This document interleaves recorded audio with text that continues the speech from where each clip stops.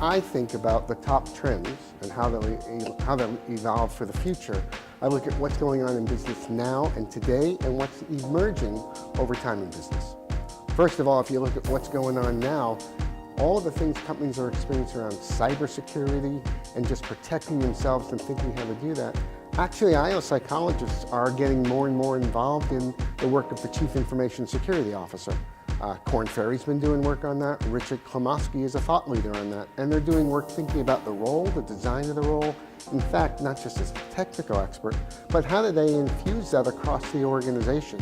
And how do you respond to crises and things like that? So that's one example. Another example that goes on right now is the violence that organizations are confronted with.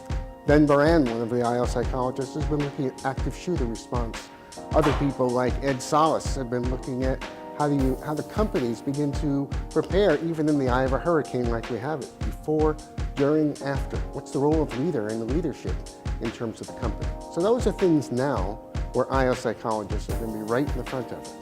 As I look to evolving for the future, think about this whole movement from wellness programs that we've seen to actual well-being, and the movement towards well-being, which is about not work-life balance, but discovering how to integrate well-being in all the domains of your life for yourself. Stuart Friedman at the University of Pennsylvania is an organizational psychologist. He's been working on it for 20 years. People are now coming across that and wanting to do that. One other example of this would be, while we're very caught up in thinking about engagement, and almost every company tries to measure it, Bill Scheinman has been doing work on fulfillment. And if you want to think about the next avenue of the real chase for the talent ship, the real chase for people, is thinking about what's fulfillment for people in the workplace.